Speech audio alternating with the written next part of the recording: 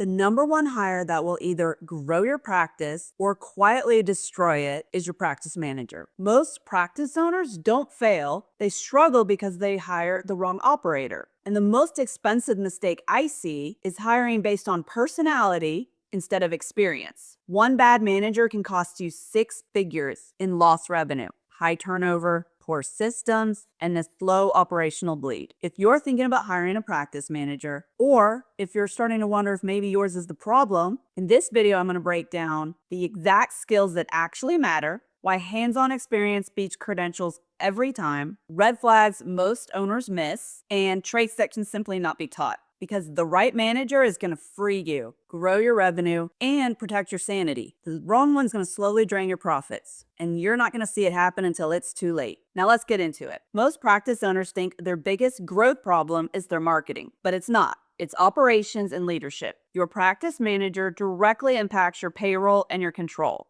your staff performance, your patient experience, and your revenue consistencies. A weak practice manager doesn't just make things a little messy. They create staff drama, they allow revenue leaks, they interrupt you constantly, and they're going to pull you right back into daily chaos. This role is not administrative. It's operational leadership. And if you're hiring it like a front desk upgrade instead of a leadership role, your practice is going to feel stuck no matter how good your marketing is. So first, let's talk about the 3 core skills they must have. Number 1, operational competence. They need to understand scheduling efficiencies, reducing no-shows, managing capacity, identifying workflow bottlenecks, because revenue just doesn't come from marketing. It comes from optimizing what you already have. Here's a question I always recommend asking in an interview. How would you increase revenue without increasing marketing? If they can't immediately start talking about schedule optimization, systems, operational efficiency, then there's a problem. A real operator knows revenue is hidden inside your calendar. The second core skill is financial awareness. They don't need to be an accountant, but they need to understand that payroll is a percentage of revenue, overhead, profit margins, and cost of goods, especially in med spas. They should be comfortable reviewing numbers every single month. If somebody avoids financial conversations or says, "That's not really my thing," they're not ready for this role. A practice manager who doesn't understand numbers cannot protect your profit. Now,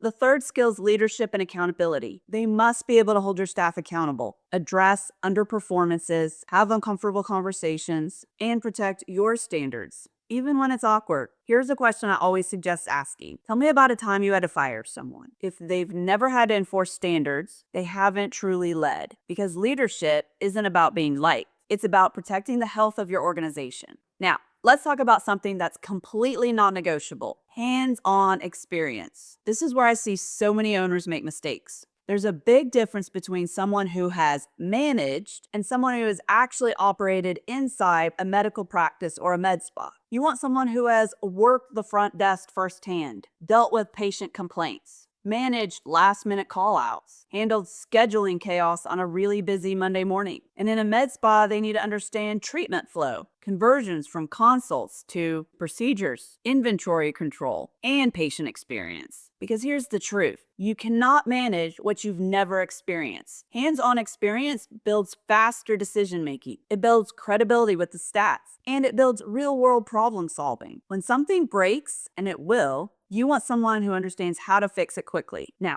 here's where owners really get things wrong. Experience gets someone in the door. Character determines whether they succeed. There are some things you can train, like systems and workflows, but you can't train character. First, they need ownership mentality. When something goes wrong, do they take responsibility, or are they explaining why it's not their fault? Second, emotional stability. When the schedule collapses because maybe somebody calls out and a patient's upset, do they stay calm or do they add to the chaos? Third, backbone. Can they hold your staff accountable? Can they have the hard conversation? Can they enforce standards without having to be liked? And finally, performance curiosity. Do they naturally ask about numbers? Do they want to improve your margins? Or are they comfortable just keeping things running? Because here's the truth: you can teach somebody how to run a system. You cannot teach them how to think like an owner. And this role requires somebody who does. Now, let's talk about the biggest hiring mistakes that I see. First, hiring the nicest person. Nice does not equal leadership.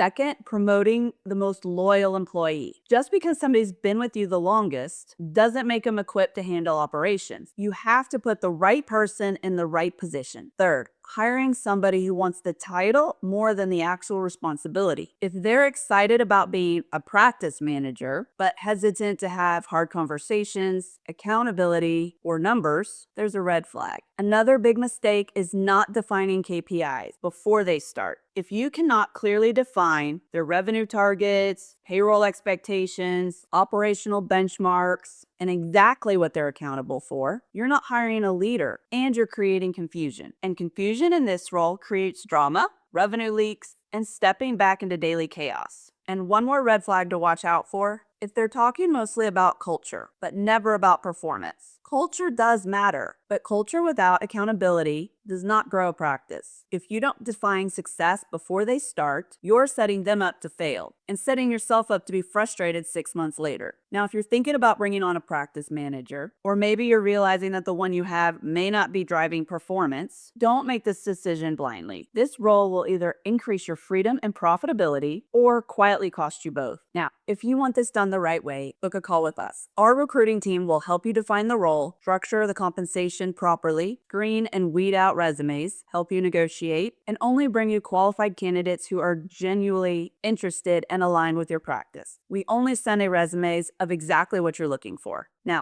click the link in the description below and set up a call with us. I'll see you in the next video.